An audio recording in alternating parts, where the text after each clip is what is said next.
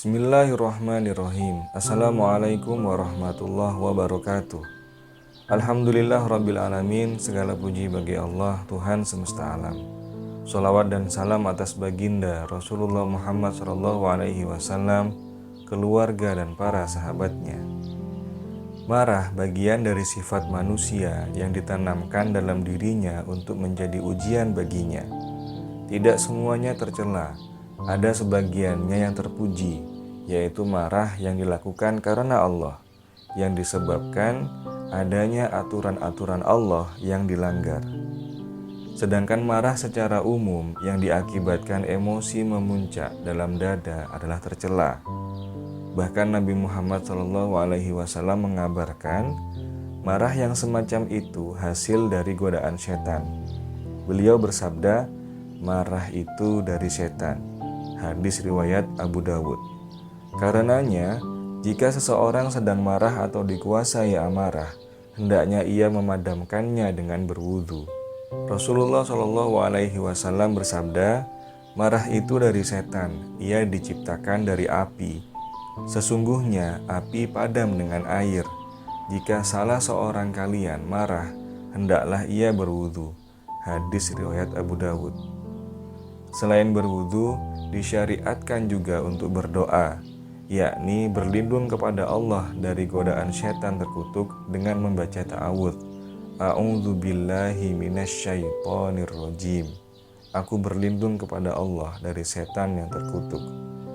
Hal ini didasarkan kepada firman Allah Subhanahu wa taala dan sabda Rasulullah SAW. Bismillahirrahmanirrahim. Wa imma yanzaghannaka minasyaiton nazghun fasta'idz billahi innahu sami'un alim. Dan jika kamu ditimpa sesuatu godaan setan, maka berlindunglah kepada Allah. Sesungguhnya Allah Maha mendengar lagi Maha mengetahui. Surat Al-A'raf ayat 200. Salah satu godaan setan adalah bangkitnya amarah dan keinginan untuk melampiaskannya. Jika godaan tersebut nampak, maka hendaknya segera berlindung kepada Allah agar dihindarkan dari dampak buruknya.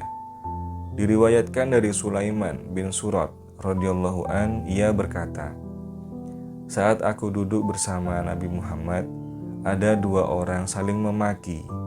Salah seorang dari keduanya memerah mukanya dan menegang urat lehernya.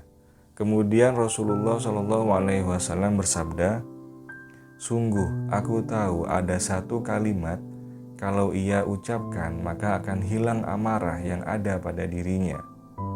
Kemudian Nabi melanjutkan, kalau saja ia membaca A'udzubillahi minasyaitonirrajim, aku berlindung kepada Allah dari setan yang terkutuk, pasti hilang apa yang ada padanya. Hadis riwayat Bukhari dan Muslim. Ada juga doa lain yang dibaca Rasulullah SAW agar diberi kemampuan untuk tetap berkata yang benar walau saat dalam keadaan marah. Doanya adalah As'aluka kalimatal haq fir radha wal ghadab. Dan aku minta kepadamu ya Rabb perkataan yang benar saat senang dan marah. Hadis riwayat Ahmad. Saudara-saudaraku yang dirahmati Allah, orang bertakwa bukan berarti orang yang tidak bisa marah, tapi orang yang mampu mengendalikan amarahnya saat diyakini tidak mendatangkan kebaikan yang signifikan.